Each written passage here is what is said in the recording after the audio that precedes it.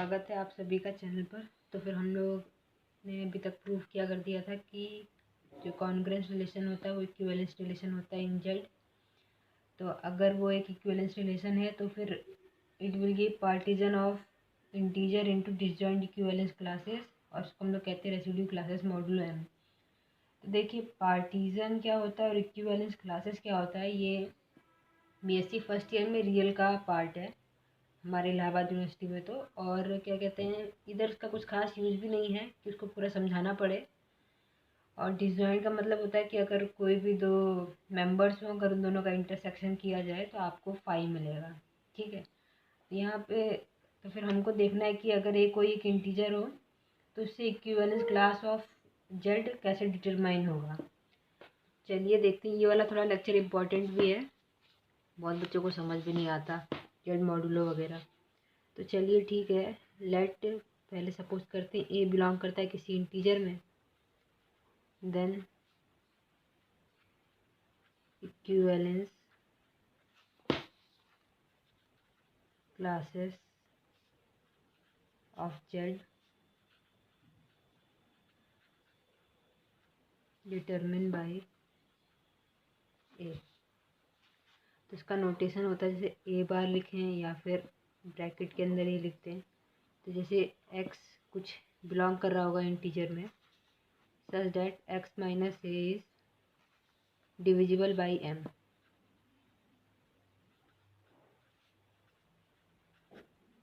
तो congruence relation की इसकी डेफिनेशन क्या हो जाएगी, m divides x minus a. तो इसको हम लिख सकते हैं x belongs to z such that x congruence a modulo m. फिर इसको लिखा जा सकता है एक्स बिलोंग करेगा जेड में इस तरीके से कि एम डिवाइड करेगा एक्स माइनस ए को। फिर हम इसको लिख सकते हैं एक्स वापस बिलोंग करेगा जेड में इस तरीके से कि x minus a equal to m k and k belongs to integer.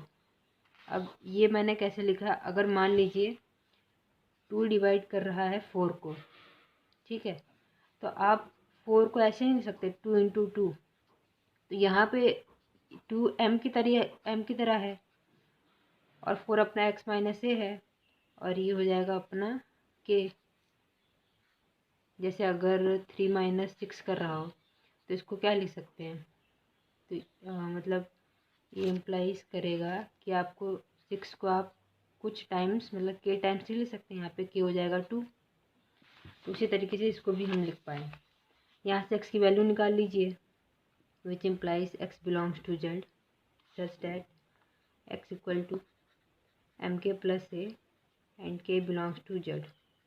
अब जब एक्स की वैल्यू मिली गई है तो यहाँ पर डायरेक्ट एक्स लिख दिया जाए, तो फिर यहाँ से हमारा ए बार बन जाएगा, बोल सकते हैं एम के प्लस ए, क्योंकि एक्स था और एक्स की वैल्यू मिल गई है तो हम सीधे लिख देते हैं। और इस तरीके से कि के बिलोंग करेगा इंटीजर में। ठीक है, अब हमको ये गौर करना है कि पहले शुरुआत में ही मैंने बताया था जो एम होता है वो एक कोई पॉजिटिव नंबर होता है और एक फिक्स्ड होता है। तो यहाँ पे भी चलिए फिक्स कर देते हैं, पहले एम को लेते हैं 2 और फिर बाद में ऐसे एक बार 3 लेके दिखा देंगे ताकि कोई कन्फ्यूजन ना रहे। तो देखिए काम करिए, टेक एम इक्वल टू 2। जब एम 2 लेंगे तो यहाँ से ए बार बन जाएगा 2 के प्लस ए सच दैट के बिलोंग्स टू इंटीजर। तो फिर हम यहाँ पे अब ए की वैल्यू ले लेते हैं 0, शुरुआत करते हैं। तो यहाँ से अगर 0 बार करेंगे तो 0 बार बनेगा 2 के एंड के बिलोंग करता है इंटीजर में। तो यहाँ से 0 बार की वैल्यू क्या आ जाएगी, 2 -8 -6 -4 -2 0 2 4 6 सो ऑन, ऐसे ऐसे चलता जाएगा। अब इंटीजर में देख लीजिए होता है जैसे -3 -2 -1 0 1 2 3। यहाँ से 0 बार ऐसे बन जाएगा। अब हम लोग बात करते हैं 1 बार की। 1 बार करेंगे तो ये बनेगा 2 के प्लस 1 सच दैट के बिलोंग्स टू इंटीजर। जब इसको करेंगे तो ये बन जाएगा, अब इन सब में एक एक प्लस करते चले जाना है, 2 ये था तो ये हो जाएगा -7, ये बन जाएगा -5, हमारा ये बन जाएगा -3, -1 0 1 3 5 एंड सो ऑन, ऐसे चलता चला जाएगा। फिर हम लोग यहाँ से अगर 2 बार निकालें तो ये हो जाएगा 2k+2, इस तरीके से कि k बिलोंग करेगा जेड में। अब इसको देखेंगे, इसमें 2 जोड़ दीजिए या इसमें 1 जोड़ दीजिए, तो चलिए इसमें 2 जोड़िए, तो हो जाएगा ये अब -6 हो जाएगा, वो -4 -2 0, और फिर इस तरीके से 2 4 6 मतलब 100 चला जाएगा। ऐसे 3 निकालेंगे तो 3 हमको मिल जाएगा -5 -3 -1 0 1 3, इस तरीके से। तो यहाँ से एक चीज़ हमको दिख रही है साफ साफ, अगर ध्यान से देखें, 0 बार बराबर आ रहा है आपका 2 बार के, 1 बार बराबर आ रहा है 3 बार के। अगर ऐसे चलता जाएगा तो 0 बार बराबर आ जाएगा 4 बार के, 1 बार बराबर आ जाएगा 5 बार के। तो यहाँ से क्लियरली दिख रहा है कि 2 bar equal to 0 bar, 4 bar equal to 0 bar, 6 bar equal to 0 bar, and 3 bar equal to 1 bar, 5 bar equal to 1 bar, 7 bar equal to 1 bar. ठीक है, तो और हमने यहाँ डेफिनेशन में एक चीज़ क्या कही थी, डिसजॉइंट बोला था ना, मतलब कि इनमें से उसको सिलेक्ट करो जिसका क्या कहते हैं आप इंटरसेक्शन ले तो आपको मिले 5। जैसे अगर हम दिखाएं, अगर आप 0 और 1 का यूनियन करेंगे तो आपको तो पूरा इंटीजर सेट मिल जाएगा 0 बार और 1 बार का। 0 बार में -8 -6 मतलब सारे इवन वाले थे, और 1 बार में सारे ऑड वाले थे। ले लेंगे तो आपको पूरा इंटीजर मिल जाएगा, और वहीं अगर इन दोनों का आप इंटरसेक्शन करेंगे तो आपको 5 मिल जाएगा। तो यहाँ पे मतलब 0 और 1 जो है वो disjoint equivalence class of Z हैं। पर लेकिन अब की अगर ज़रा आप m को ले लीजिए 3, जैसे टेक m इक्वल टू 3, तो फिर यहाँ से a बार बन जाएगा 3k + a, और k बिलोंग करेगा अपना इंटीजर में। ठीक है, फिर आप यहाँ पे 0 बार ऐसे निकालिएगा तो ये कुछ बनेगा -9 -6 -3, ठीक है, 0 3, इस तरीके से बनेगा। फिर 1 बार भी बनेगा, ऐसे ही 2 बार निकालेंगे, फिर 3 बार निकालेंगे, और यहाँ आप ये देखेंगे कि 0 बार बराबर, मतलब ऐसे करिएगा तो 0 बार बराबर आएगा 3 बार के, ऐसे ही 1 बार बराबर आएगा 2 बार बराबर आएगा 4 बार के, 5 बार के, और फिर सो ऑन, मतलब अब ये साइकिल ऐसे चलती जाएगी। मतलब यहाँ पे आप देख रहे होंगे कि ये 3 तक अलग आया, ठीक है, और जब 2 था तो सिर्फ 0 बार और 1 बार आया था जब m2 था, और जब m आपका 3 आया तो आपको मिलेगा 0 बार 1 बार 2 बार। मतलब इन दोनों का अगर आप इंटरसेक्शन करेंगे तो आपको मिलेगा 5, इस तरीके से।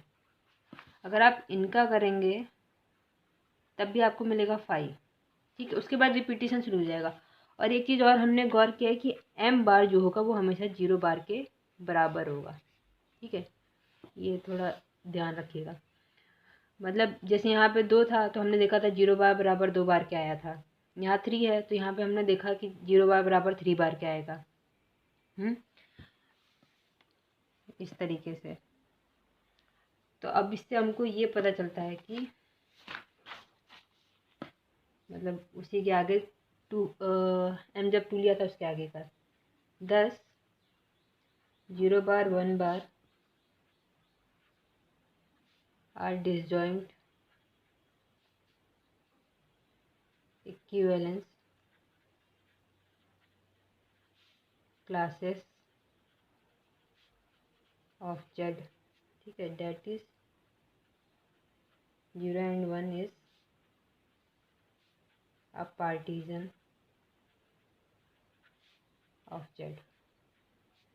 तो अगर जनरली देखें तो जब हमने m3 लिया था सिर्फ हमको 0 1 2 मिला था, जब हमने 2 लिया था तो हमको 0 और 1 मिला था, मतलब जो हमारा m था उससे m-1 मिल रहा था, एक कम। तो in general the possible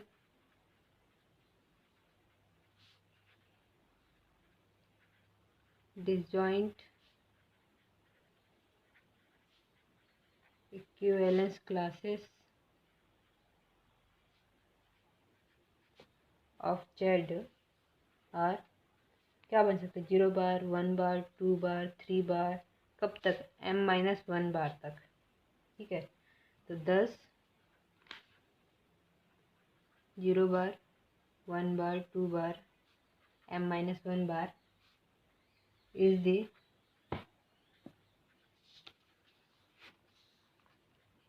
partition of Z and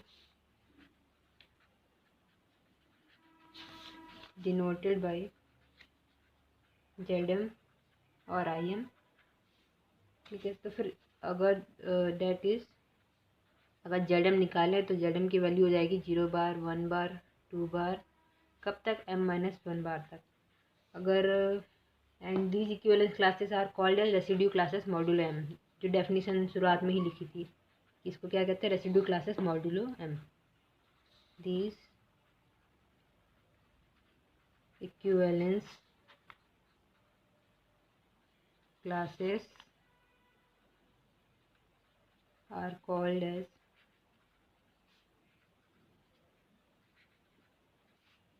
residue classes modulo m। अब एग्जांपल की तरह अगर मान लीजिए हमको लिखना हो Z4, तो Z4 कैसे लिखेंगे, पहले 0 बार लिखेंगे, 1 बार लिखेंगे, 2 बार लिखेंगे, 3 बार लिखेंगे, क्योंकि 3 होता है 4-1, m-1 बार तक ही तो जाना होता है। तो हो गया Z4। अगर Z3 लिखना हो तो फिर एक कम तक जाएंगे, मतलब 0, 1, 2 तक जाएंगे, तो हमने देखा भी था। मतलब यहाँ मैंने पूरा लिखा नहीं है, पर लेकिन आप लोग ये 1, 2, 3 लिख लीजिएगा और उसको वापस मैच करिएगा, तो देखेंगे कि 0, 1 और 2 जो है वो अलग आएगा, उसके बाद रिपीटिशन शुरू हो जाएगा। अगर डायरेक्ट जानना हो, जैसे अगर मान लीजिए 25 बार जानना हो कि वो किसके बराबर होगा, 0, 1, 2, 3, तो यहाँ पे m है अपना 3, तो आपको सीधे 25 को 3 से डिवाइड करना पड़ेगा, जो भी रिमाइंडर आएगा 0, 1, 2, 3 से कोई एक रिमाइंडर आएगा, 3 है तो 3 से कम ही पे रिमाइंडर आएगा, जो भी आएगा ये इसके बराबर हो जाएगा। आगे एग्जाम्पल देखेंगे तो अपने आप ही समझ में आ जाएगा। खैर ये कैसे लिखना हुआ है आई थिंक आप लोगों को आ गया होगा। तो फिर ठीक है, अब इसका मतलब कैसे एडिशन करते हैं किसी भी मॉड्यूलों का वो देखते हैं, और फिर देखेंगे कि Zm प्लस के साथ क्या बनाता है, बेलियन होता है कि नहीं। तो ठीक है, अब हमको देखना है 2 internal binary operation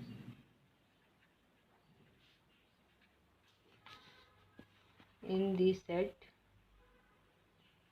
of residue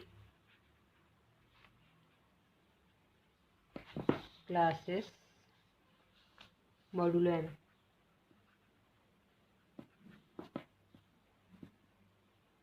तो ठीक है, तो फिर हमको पता है Zm में क्या क्या आता है, 0 bar, 1 bar, 2 bar, up to m-1 बार, या इसको ऐसे भी लिख सकते हैं, r बार लिख सकते हैं, और r बार की वैल्यू 0 या उसके बराबर हो, उससे बड़ी, और छोटी होगी m-1 बार से या उसके बराबर हो, या फिर लिख सकते हैं 0 से बड़ी या उसके बराबर, या फिर r छोटा हो m से। तो ठीक है, पहले देख लेते मतलब कैसे जोड़ा जाता है, addition of residue classes modulo m। तो अगर एक मान लेते अपने एक r बार है, r1 बार है, और एक r2 बार है, तो बाय डेफिनेशन इसको जोड़ने का तरीका होता है r1 प्लस r2, ये कुछ एक नया r3 बार दे देगा या फिर r दे देगा सिंपली। तो ये इसका जोड़ने की डेफिनेशन होती है। अब हमको ये देखना है कि Zm प्लस के साथ क्या बनाता है। तो फिर सबसे पहले हमको देखना होगा क्लोजर। अब देखिए r1 प्लस r2 आप करेंगे तो आपको कुछ r बार मिलेगा, और वो हमेशा बिलोंग करेगा Zm में। अभी एग्जांपल से भी देख लेंगे, क्योंकि तब ज़्यादा समझ में आ जाएगा। और अगर आप r1 प्लस r2 करेंगे, फिर बाद में प्लस करेंगे r3 के, तो ये हो जाएगा r1 plus r2 plus r3। तो ये हो जाएगा अपना क्लोजर प्रॉपर्टी। ये हो जाएगी एसोसिएटिव। इसी तरीके से हमको आइडेंटिटी चाहिए होगा, मतलब ई ऑपरेशन ए बार कर दें तो हमको ए बार मिल जाए। तो देखिए अगर आप ओ के साथ कुछ भी जोड़े हैं तो आपको ए ही मिलेगा। तो इसमें आइडेंटिटी एलिमेंट क्या हो जाएगी, आइडेंटिटी एलिमेंट अपनी 0 बार हो गई। और अगर इन्वर्स चाहिए हो तो कैसे निकालेंगे, मतलब आप आर बार में ऐसा क्या जोड़ दें कि आपको मिल जाए, हमको क्या चाहिए होगा आइडेंटिटी, मतलब 0 बार, ऐसा क्या जोड़ दें। तो अगर आप खुद सोचिए, अगर आप m माइनस आर बार को ऐड करेंगे आर बार में तो ये बनेगा, ये वाला साइन रहेगा, ये बनेगा m minus r plus r का बार, यहाँ से कट गया, यहाँ मिलेगा आपको m बार। और m बार शुरुआत में बताता है m बार हमेशा 0 बार के बराबर होता है। तो इसका मतलब हमारी यहाँ पर इन्वर्स, हर एक एलिमेंट का इन्वर्स m माइनस आर बार होगा। और ये अलग अलग होगा, वो तो r पे डिपेंड करेगा ना, जो भी r होगा। जैसे r अगर 2 बार है और m अगर आपका 5 है तो आपका m माइनस आर बार हो जाएगा 3 का बार, ठीक है। तो अब एक और कम्यूटेटिव को भी ये होल्ड कर जाएगा, r1 बार, मतलब r1 प्लस r2 करेंगे तो आपको r3 r2 प्लस r1 मिल जाएगा। चलो ठीक है, अब एक एग्जांपल ले लेते हैं, सब कुछ सॉर्ट आउट हो जाएगा।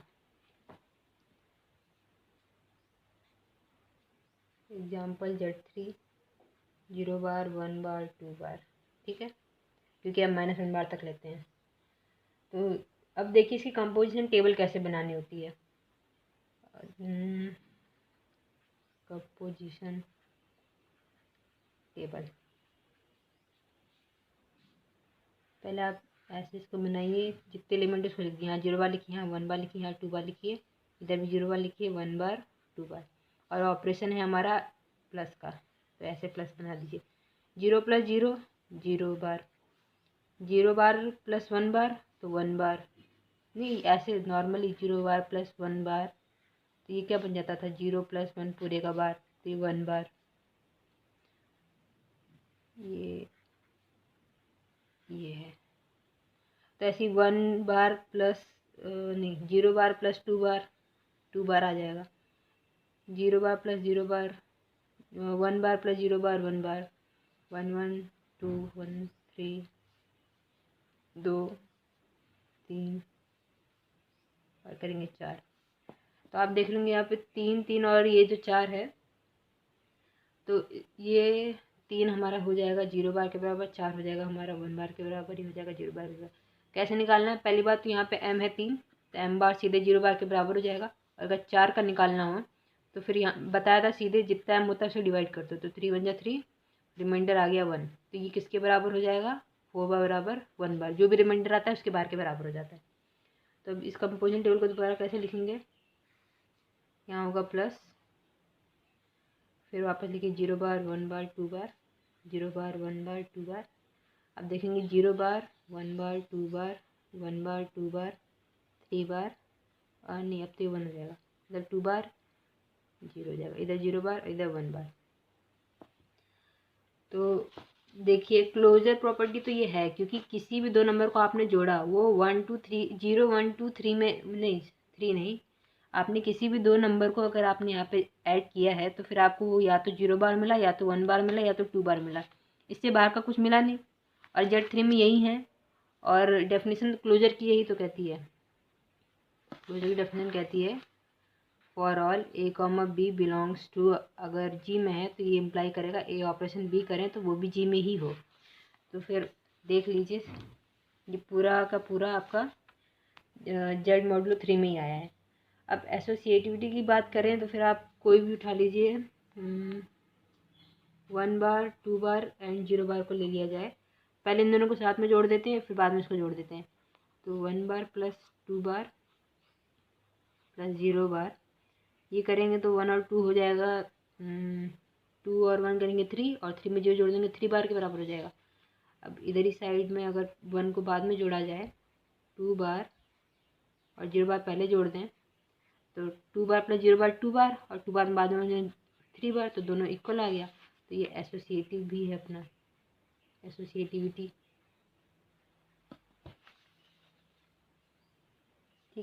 और आइडेंटिटी अगर गौर करनी है तो हमेशा जो ये होता है अपना मतलब मैक्सिमम केसेस में यही हो जाता है, कुछ केसेस में नहीं होता होगा, पर आपको मतलब 99% तो जो एलिमेंट टॉप पे आता है वही आपका आइडेंटिटी होता है। तो यहाँ पे आइडेंटिटी 0 बार हो जाएगी और देख भी सकते हैं 0 बार में किसी को भी ऐड ऑन करेंगे तो आपको वापस वही नंबर मिल जाएगा। तो आइडेंटिटी भी है इसके पास 0,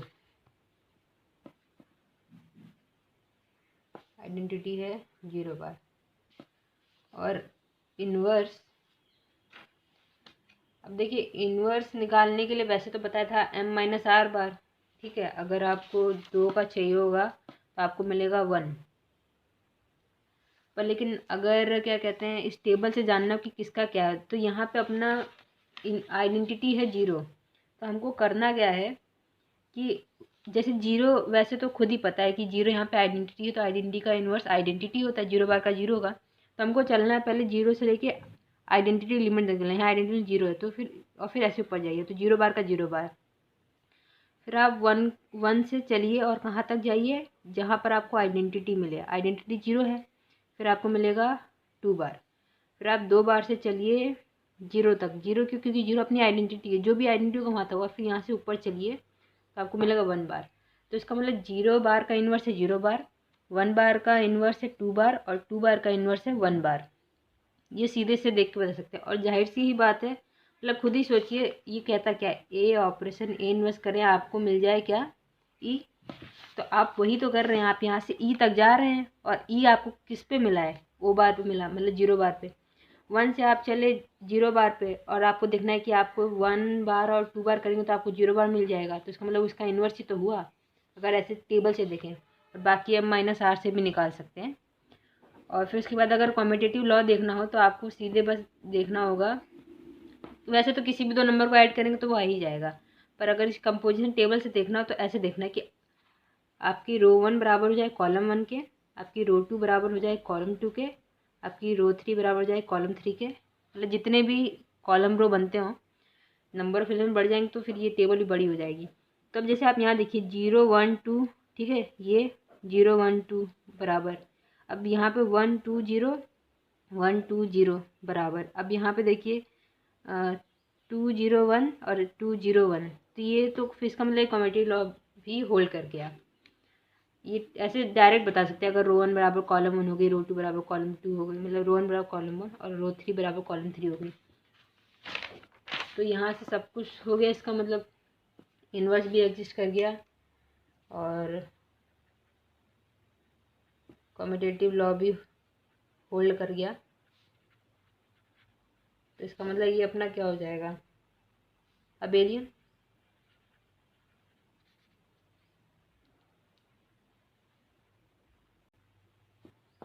अब नेक्स्ट देखते हैं multiplication of residue classes modulo m. Addition देख लिया था, अब मल्टीप्लिकेशन का क्या होता है वो देखते हैं। मल्टीप्लिकेशन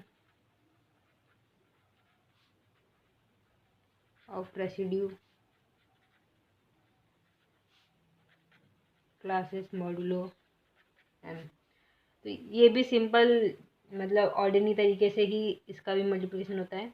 अगर R1 डॉट R2 है तो बाय डेफिनेशन ये हो जाएगा R1 डॉट R2 का बार, ठीक है। आपको कुछ एक R एलिमेंट मिल जाएगा। जैसे एग्जांपल अगर देखना हो 3 बार डॉट 4 बार करें तो 4 3 12 का बार हो जाएगा ये, ठीक। अब हमको देखना है कि ZM डॉट के साथ क्या बनाता है।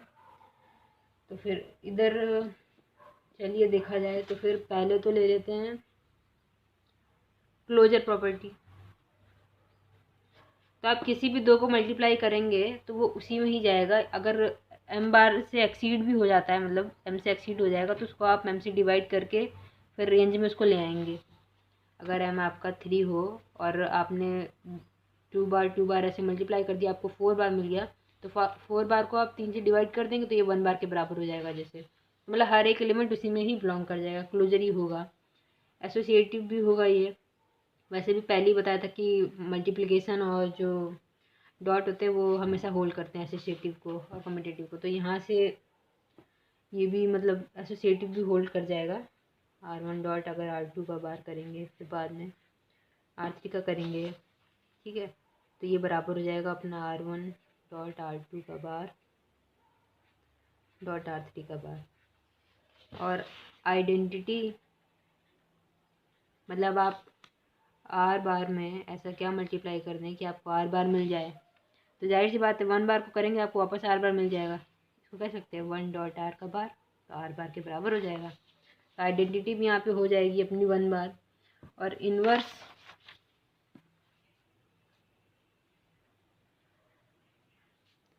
अगर इन्वर्स देखें मतलब ए ऑपरेशन ए इन्वर्स कुछ करें तो आपको ही मिल जाए, मतलब 1 बार मिल जाए तो ठीक है, बाकी सबका तो मिल जाएगा, पर जब भी जीरो वाला आ जाता है तो दिक्कत हो जाती है। मतलब अगर 0 बार में आप ऐसा क्या करें कि आपको मिल जाए 1 बार, तो देखेंगे तो आपको कुछ मिलेगा ही नहीं। तो फिर मतलब कि inverse does not hold in case of O bar,